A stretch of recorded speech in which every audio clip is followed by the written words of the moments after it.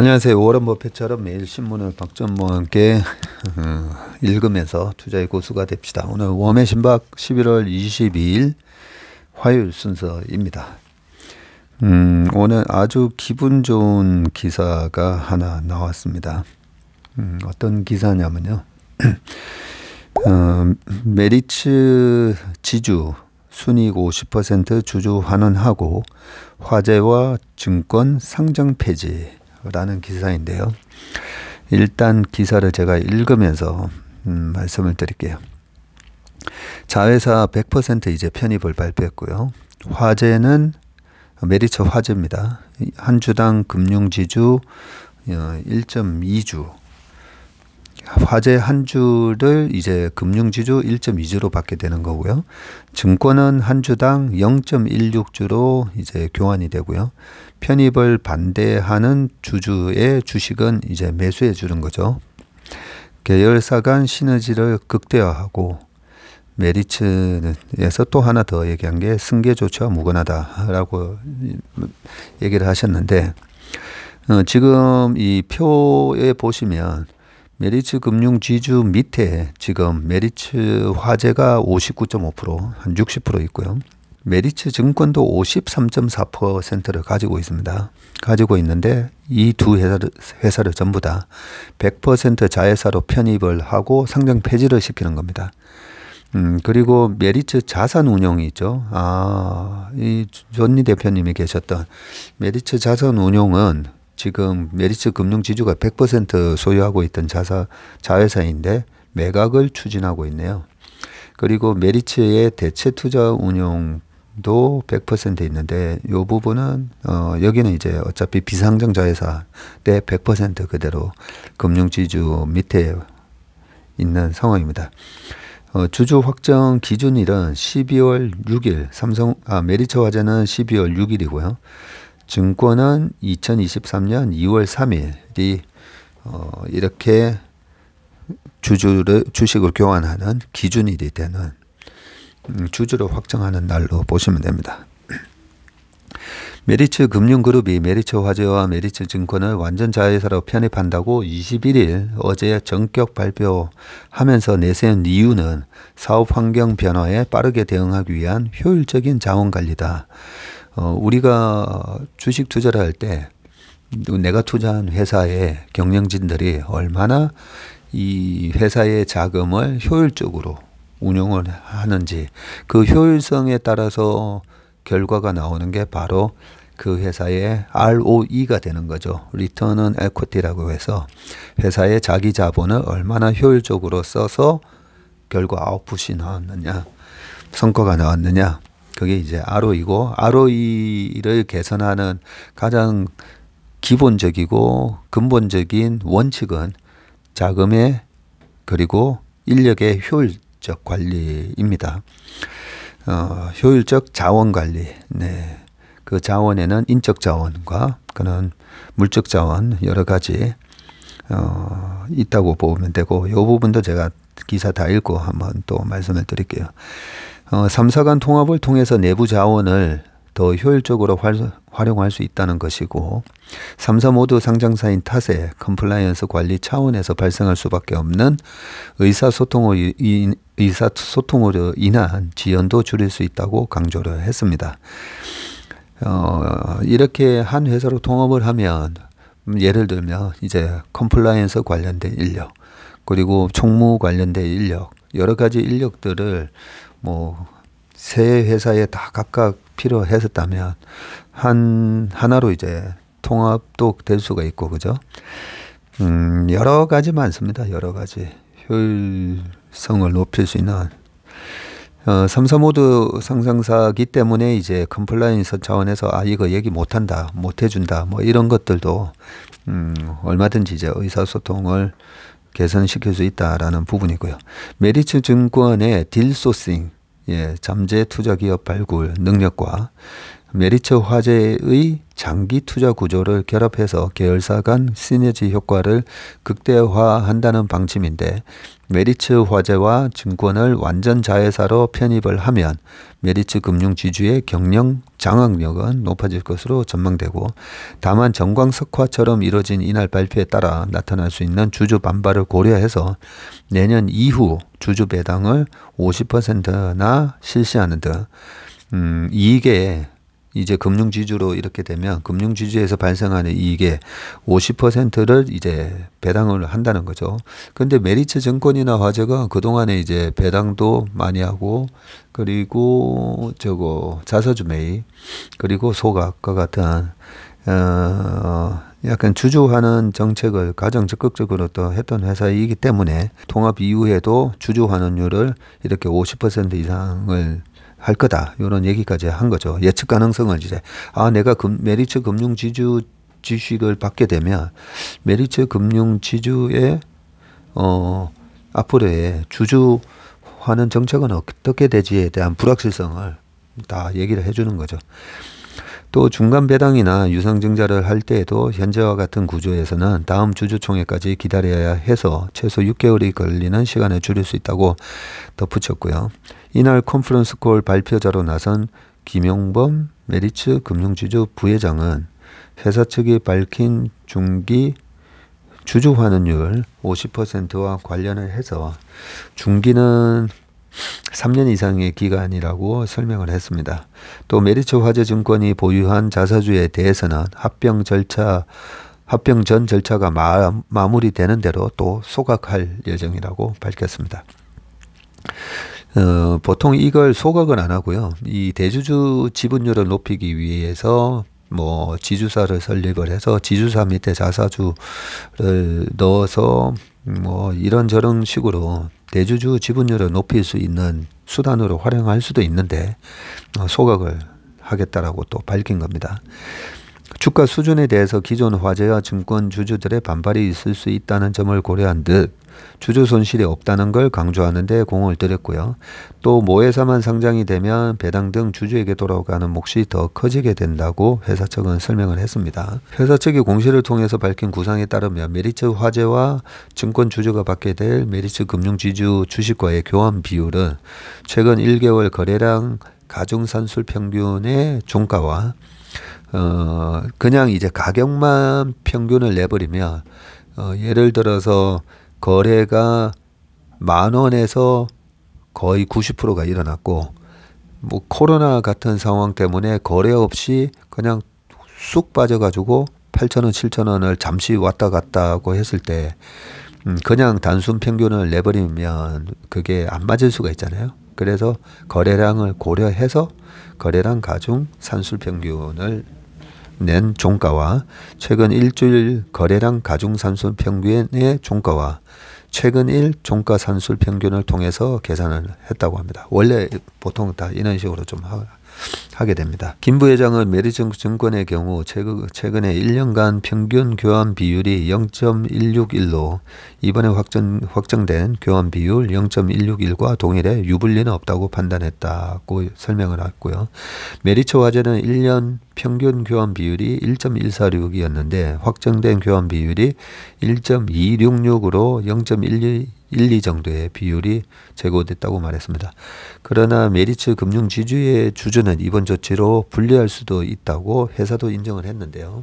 회사 측은 금융지주의 프리미엄이 현재 마이너스 6.5%에서 확정된 교환 비율을 적용을 하며 마이너스 11.5%로 5%포인트 정도 낮아진다면서 향후 강화된 주주 환원으로 주주의 불리함을 상쇄할 수 있다고 본다고 얘기를 했고요. 주식 교환 일자는 메리츠 화재가 내년 2월 1일, 메리츠 증권은 내년 4월 5일이라고 얘기를 했습니다. 내년 추총 전까지 메리츠 화재와 증권 주주들은 동의 여부를 밝혀야 하고요. 반대 의사를 전하면 일정 기간 내 주식 매수 청구권 행사가 가능해지고요. 메리츠 화재는 32,793원. 지금 오늘 상한가를 쳐가지고요. 메리츠 화재가 46,400원을 하고 있네요. 그리고 메리츠 증권은 4,109원인데 매수 청구를 걸었는데 지금 가격이 상한가를 쳐서 5,870원입니다. 네, 상한가 치기 전 가격이 메리츠증권이 오늘 1,350원을 올랐으니까 어제 가격이 4,520원이었으니까 이렇게 되면 이제 반대를 할 이유가 없죠. 네, 반대를 할 이유가 없고 지금 그냥 시장에서 이제 주식을 팔아도 되니까. 김 부회장은 이번 조치가 대주주 지분 승계와 무관하다고 선을 그었고요. 대주주가 지분 승계를 할 계획이 없어서 대주주와 일반 주주 간 이해상충이 없다는 게 설명이고요. 메리츠 금융지주의 대주주인 조정호 회장이 기업 승계를 하지 않겠다고 공개적으로 선언을 했다면서 게다가 이번 조치로 조 회장 지분율이 79%에서 이렇게 이제 합병을 하면서 메리츠 화재와 증권의 주주들한테도 주식을 신주 발행을 하다 보니까 지금 메리츠 금융지주의 이제 대주주 딱 들어가 보면요. 조정호 외 4인 해가지고 75.9%고요.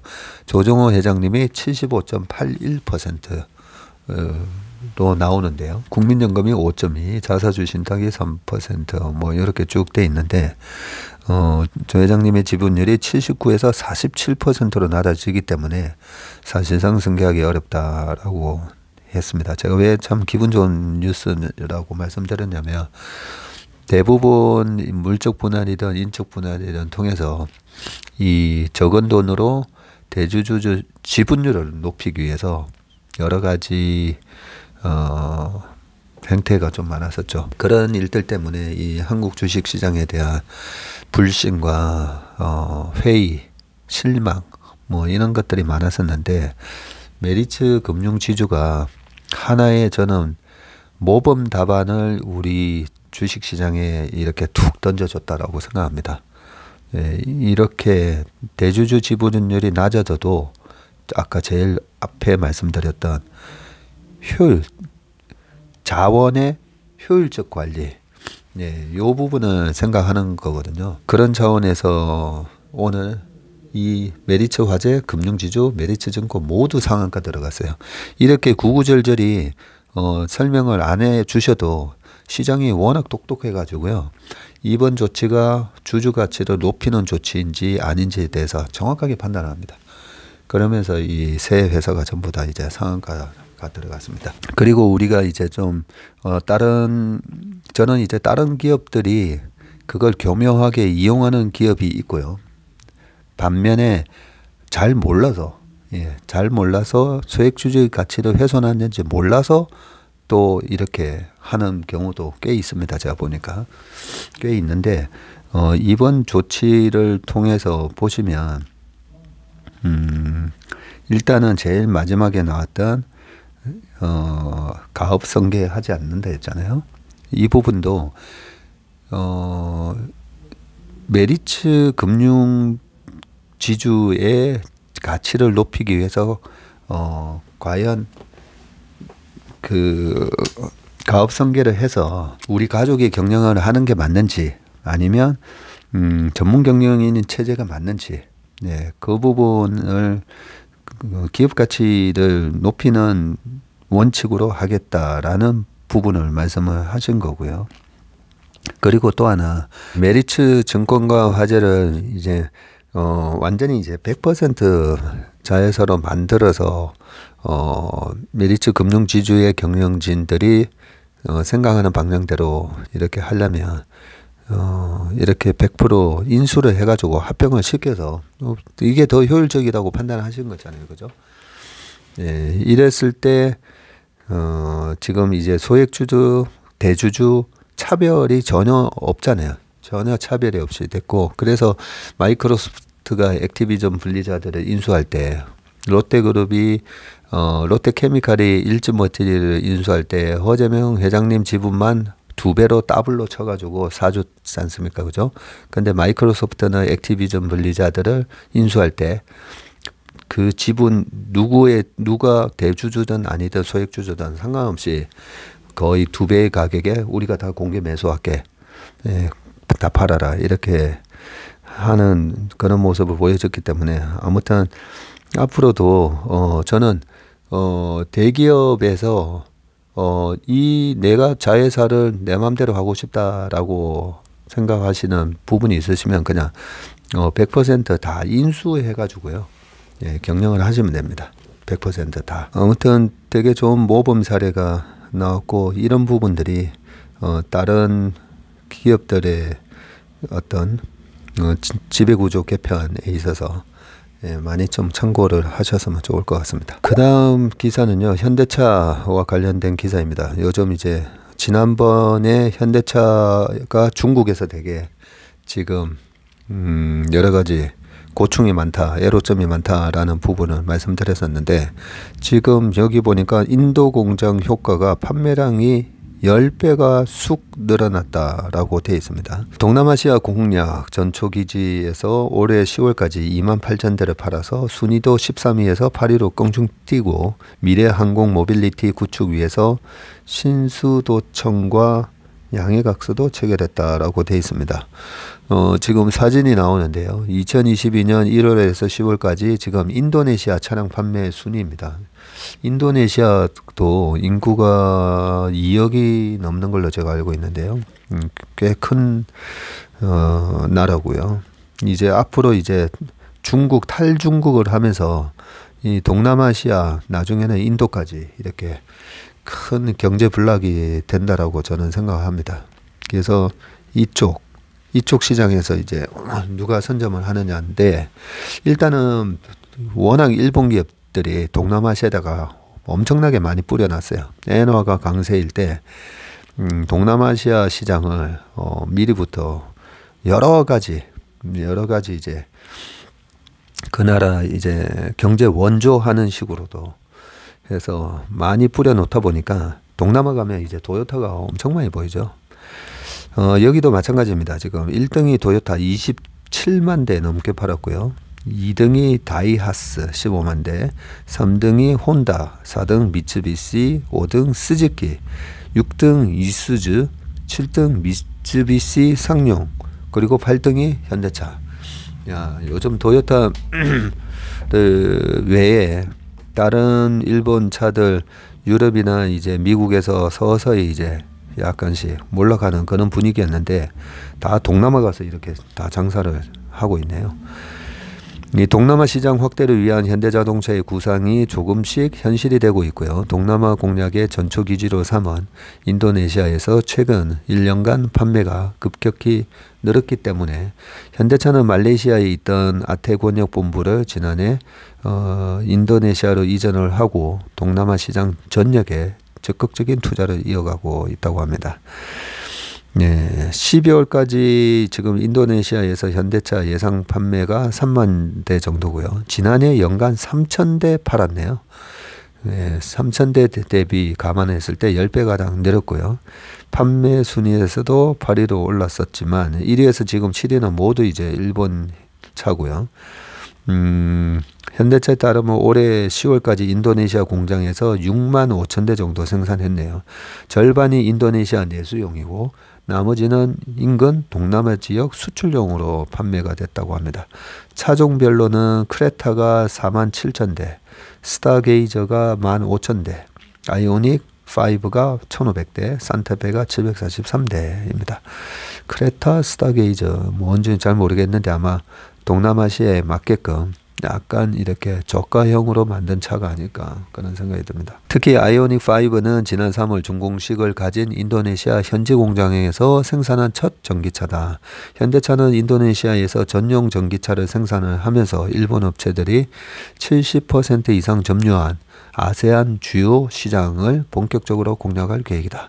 아세안 시장의 70% 이상이 일본 차들이네요. 전기차 사업을 본격화하기 위해서 현대차는 LG에너지 솔루션과 함께 인도네시아 카라왕 지역에 배터리 셀 공장을 건설하고 있고 이곳은 2024년 상반기부터 배터리 셀 양산에 나설 예정이고요. 배터리 셀은 아이오닉 5 등 현지에서 생산된 전기차에 탑재가 된다고 합니다.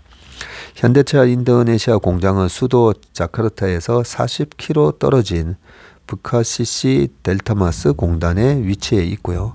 올해 연산 15만 대 규모이면서 향후 25만 대 생산 능력을 확대할 예정이다. 40km면 멀지 않네요. 분당 그 동탄 그 정도 거리인 것 같은데요. 현대차는 인도네시아 하늘길 개척에도 나서고 있는데 최근 인도네시아 신수도청이네요. 신수도청이 뭔가 했더니 신수도청과 AAM Advanced Air Mobility 미래 항공 모빌리티 생태계를 구축하기 위한 MOU를 체결했고요. 신수도 내에 AAM 적용 계획을 수립을 해서 지상 항공 통합 모빌리티 개념을 검증할 예정이라고 합니다. AAM 시험 비행 등 AAM 생태계 실증 사업도 펼치고 동남아 최대 항공 시장인 인도네시아는 18,000개 이상의 섬으로 이루어져 있어 육로 교통이 힘든 특성을 갖고 있네요. 그렇네요. 인도네시아가 섬이 많은 건 알았지만 보르네오 섬 이런 게 다 우리가 알고 있는 섬인데 그죠? 18,000개 이상의 섬으로 이루어져 있네요. 네, 아무튼 우리 현대차 그룹이 미래의 우리의 먹거리 시장인 이 아세안에서 선전하시길 바라겠습니다. 그 다음 미 IRA의 뿔난 이유가 보복 관세를 만지작거리고 있다라고 하는 기사입니다. 이게 두 가지 생각이 드는데요. 이게 보복관세, 보복에 보복을 하면 이게 1930년 초에 있었던 스무츠 홀리법이라고 대공황을 정말 대공황으로 만든 서로 간에 이제 보복관세, 그런 게 계속 이렇게 보복에 보복이 되면 안 되거든요. 이 보복을 통해서 상대가 그러면 우리 이렇게 완화해 줄게, 이런 목적이 돼야 되는데 한번 보겠습니다. EU가 북미산 전기차에만 보조금을 지급하도록 규정한 미국 인플레이션 감축법에 반발하면서 보복 관세나 자체 보조금 지급을 검토하는 것으로 전해졌다. 그러고 보니까 미국에서 자동차를 또 가장 많이 파는 나라가 이제 독일 차다 보니까 이런 보복을 할 수밖에 없겠네요. 이로 인해 미국과 EU 사이에 무역 갈등이 생길 조짐까지 나타나고 있고 양측은 다음 달 5일 미국 워싱턴 DC에서 열리는 미-EU 무역기술협의회에서 IRA 문제를 집중 논의할 예정이고요. 정치 매체 폴리티코에 따르면 EU는 미국의 IRA 시행에 따라서 유럽 내 기업 투자가 위축될 것을 우려하고 있는데요. 전기차 한 대당 최대 7,500달러를 지급하는 보조금뿐만 아니라 각종 산업에 들어가는 보조금 혜택이 북미나 미국산 제품에만 적용되는 바람에 가격 경쟁력을 갖추려면 미국에 진출해서 메이드 인 아메리카 꼬리표를 달아야 한다. 최근에 이제 현대차 판매 동향을 보니까 아이오닉 5, 6 이 되게 인기 모델이었잖아요. 그나마 이 IRA에 이 7,500달러면 거의 1,000만 원이잖아요. 1,000만 원. 그렇죠? 네, 맞습니다. 1,000만 원이란 거 보조금을 받고 못 받고가 크지 않습니까? 그죠? 근데 그나마 이제 보조금 못 받는데도 선전하고 있다, 이런 기사를 보긴 했는데, 이에 따라 유럽에 위치한 기업들은 벌써부터 생산 기지를 미국으로 속속 이전하는 분위기고요. 미국 전기차 기업 테슬라는 독일 베를린 공장에 설치하려던 전기차 배터리 제조 시설과 장비를 미국으로 옮기기로 했다. 그래요. 테슬라가 이제 미국 공장 2군데, 그 다음에 상해, 그리고 독일 베를린, 이렇게 원래 계획되어 있었던 건데, 독일 폭스바겐도 미국 사업 확장을 발표했고, 철강업체 아르셀로미탈은 독일에서의 생산량을 줄이고 미국 텍사스 제철소 투자 확대 방침을 밝혔네요. 이에 따라 EU는 유럽 기업들도 IRA에 근거해서 세액 공제 혜택을 받을 수 있도록 미국과 협상 중이고요.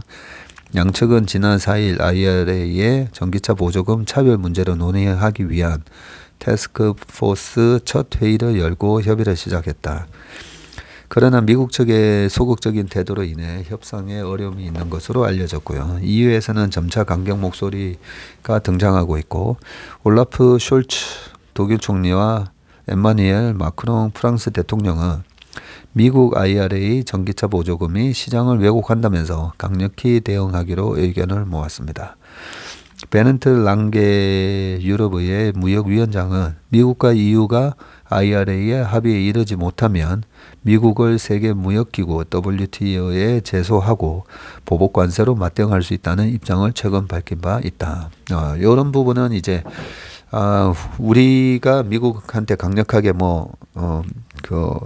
정의선 회장님이 또 미국 가서 또 여러 가지로 이런 거에 대해서 얘기를 해도 우리 시장 자체가 5천만 시장이고 미국 차가 우리나라 땅에서 테슬라를 제외하고는 별로 팔리지 않는 그런 시장이다 보니까 우리도 맞대응을 할 수가 있는 여지가 없잖아요. 없는데 EU에서 야 너네 이렇게 하면 WTO에 제소한 거니까 그 부분은 완화해라라고 대신 좀 싸워주는 그런 모양새라서 이 부분이 조금 우리도 긍정적인 효과가 나왔으면 좋겠네요.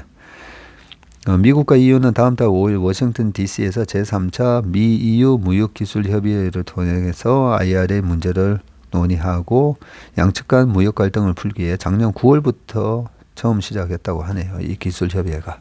그 다음 기사는요. 디즈니 위기가 전설 아이거를 불러냈다라는 기사입니다. 이 회장님이 얼마 전에 그만두신 걸로 기억이 나는데요.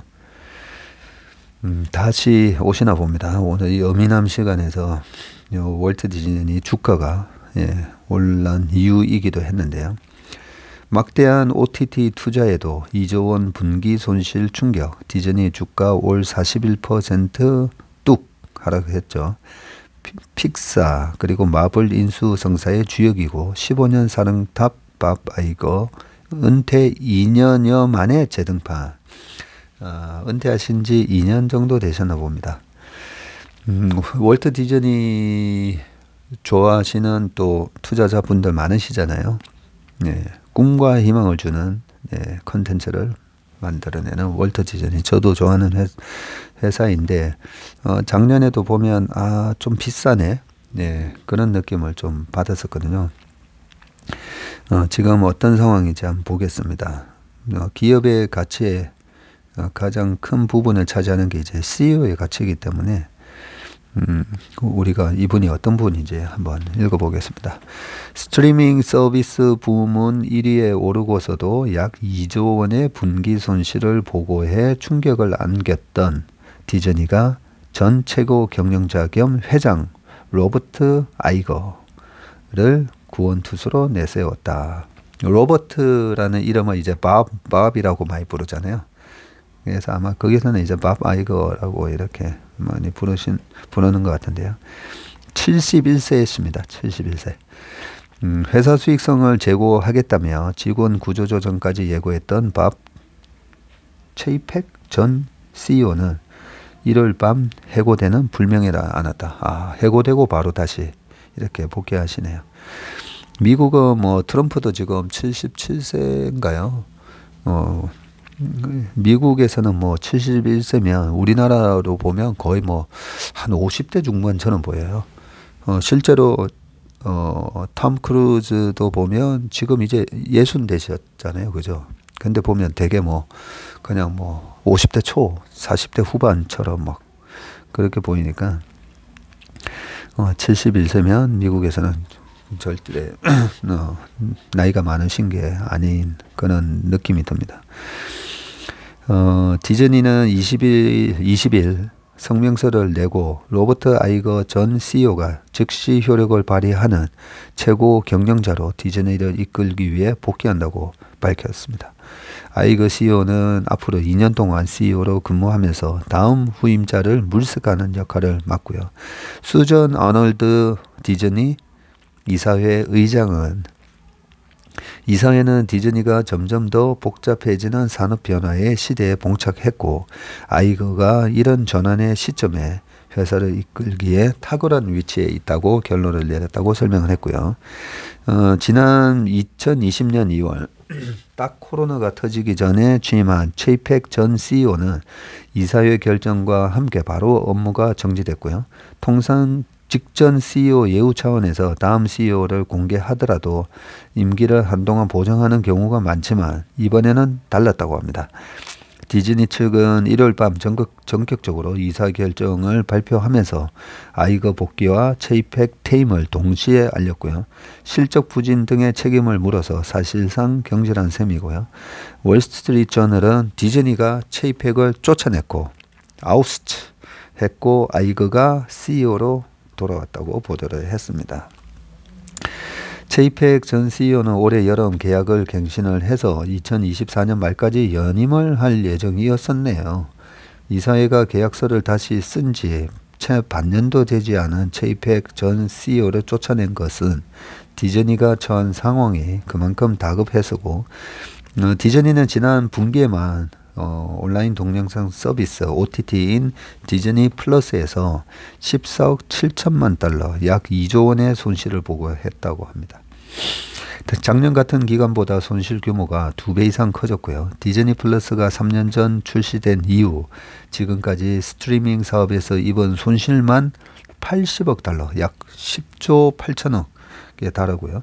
테마파크 부문 매출이 전년 동기 대비 36% 증가하면서 역대 최대 기록 10조 600억 원을 세웠는데도 전체 매출은 202억 달러 약 27조 4천억 정도로 작년보다 9% 증가하는데 그쳤다고 합니다.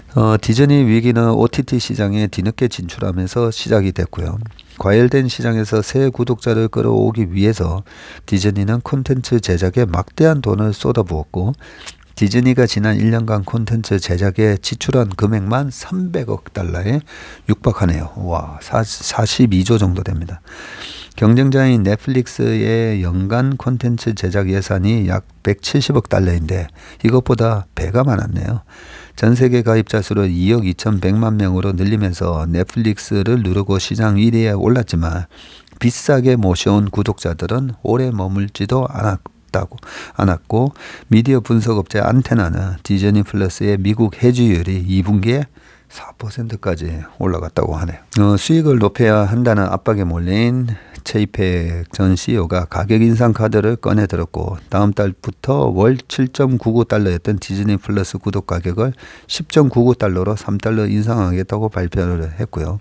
비상경영 수순에도 돌입을 하면서 부사장들에게 출장을 최대한 줄이라면서 필요한 경우 직원 해고를 진행하겠다고 예고를 했었네요. 디즈니가 분투하는 동안 주가는 올 들어서 41% 이상 하락했고 시장은 과연 재등판한 전설의 CEO가 휘청이는 디즈니의 명성을 다시 세울 수 있을지 주목을 하고 있습니다. 2005년부터 15년간 CEO로서 디즈니를 총지휘한 아이거 CEO는 디즈니 왕국을 건설한 인물이고요. 토이스토리 시리즈를 보유한 픽사와 스타워즈로 유명한 루카스 필름, 네. 그리고 마니아층이 두터운 어벤져스 시리즈를 제작한 마블 인수가 모두 그의 재임 시절에 성사됐었네요. CNBC는 그는 디즈니의 많은 사람들이 존경하고 좋아하는 인물이라면서 그가 이끈 굵직한 거래들로 디즈니는 수십억 달러 규모의 지식재산권 재벌이 됐다라고 소개를 했습니다. 그래서 제가 잠깐만 디즈니의 그동안의 주가 추이를 보면요. 뭐 그 사람의 성과가 얼마나 기업 가치를 증가시켰는지 그런 걸 우리가 그냥 주가의 장기 차트를 딱 보면요. 그게 나오거든요. 그래서 지금 제가 주가 차트를 살짝 찾아보고 있습니다. DIS죠. 티커를 치고 보통 제가 이제 연봉 차트를 딱 보거든요. 네, 연봉 차트를 보니까 와 2005년도에 주가가 저가가 23불, 네, 29불에서 23불 사이였는데 203불까지 갔었고, 이분이 퇴임하는 시점이었던 2019년 그럼 연말 기준으로 144불이었는데 그동안에 S&P 500이 얼마나 성장했는지 그런 거랑 이제 좀 비교를 해보면 되겠네요. 한 7배, 6배 정도 그렇게 주가가 올랐었네요. 그러면 2005년도에 S&P 500이 얼마였는지 살짝 볼게요. 2005년도에 S&P 500이 1200, 1200이었다가 지금 4000. 예, 그러니까 어쨌든 디즈니가 경영을 잘한 거네요. 네. 예, 그 다음 기사는 반도체 설계마저 중국 굴기 8년 후면 한국 따라올 것이라고 하는데, 아이고, 시간이 2분 30초밖에 안 남았네요. 반도체는 어제도 제가 포리버티 아카데미 거기 반도체 세션 강의가 있어서 가서 제가 강의를 하러 간 게 아니고요. 가서 2시간 가까이, 2시간 반 정도 이제 들었는데, 워낙 이제 반도체가 산업의 쌀이잖아요, 쌀. 특히나 이제 뭐, 이 IT 그 다음에 AI로 가는 여러 가지 부분에 있어서 미사일에도 반도체 들어가고 그죠. 워낙 이제 중요한 산업이다 보니까 기술적인 그 혁신도 계속 일어나고 있고요.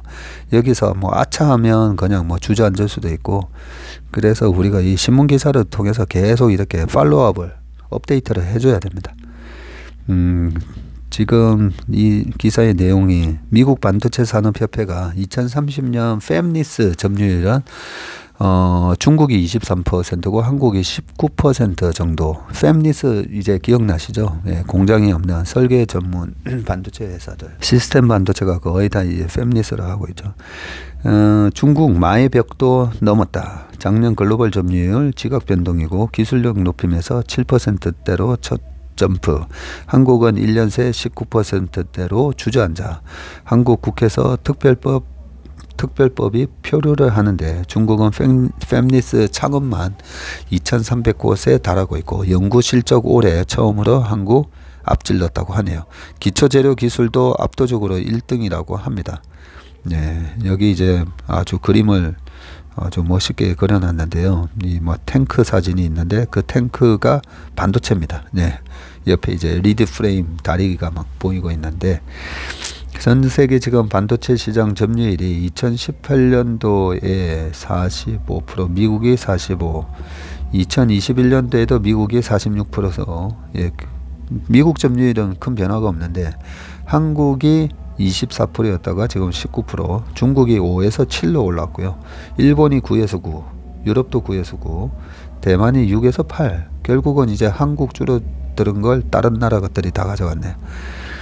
예, 팹리스 시장 점유율도 이렇게 이제 그 웨이퍼, 반도체 웨이퍼처럼 그림을 만들어서 가져왔으니까 한번 보시고, 이 팹리스 시장 점유율도 지금 한국이 19고 2030년에 한국이 여전히 19. 근데 미국이 46에서 3포인트 줄어드는데 중국이 9에서 23으로 이렇게 올라오게 돼 있네요.